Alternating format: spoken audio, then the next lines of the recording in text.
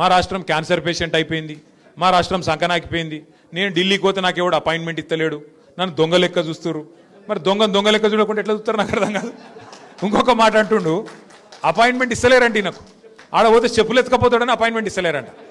ఇక గిట్లా మాట్లాడినాక ముఖ్యమంత్రి ఎవడన్నా వస్తాడా కొత్త గీడికి? ఉన్న కంపెనీలు పారిపోతాయి తప్ప ఎవడన్నా కొత్తోడు వస్తాడు. ఇక గిసొంటి వాడు అంటే అభివృద్ధి చేస్తాడు. రేపు షేక్పేటకు ఈయన కాడనే రూపాయి లేదు. తెలుగులో సామెత చెప్తారు చూడు, మింగ మెతుకులేదు కానీ మీసాలకు సంపెంగ నూనె పెట్టిండట వెనకకెవడో గట్ల. ఆయనకంటే పైసలు లేవంట, కానీ డెవలప్మెంట్ కావాలంటే కాంగ్రెస్ కోటేయాలంట.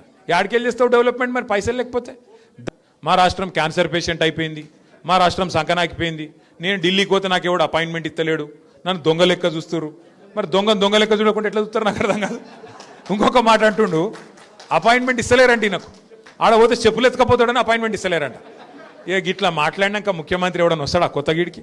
ఉన్న కంపెనీలు పారిపోతాయి తప్ప ఎవడన్నా కొత్తోడు వస్తాడు. ఇక గిసొంటి వాడు అంటే అభివృద్ధి చేస్తాడు. రేపు షేక్పేటకు ఈయన కాడనే రూపాయి లేదు.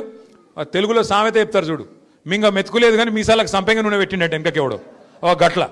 ఆయనకంటే పైసలు లేవంట, కానీ డెవలప్మెంట్ కావాలంటే కాంగ్రెస్ కోటేయాలంట. యాడికెళ్ళి చేస్తావు డెవలప్మెంట్ మరి పైసలు లేకపోతే?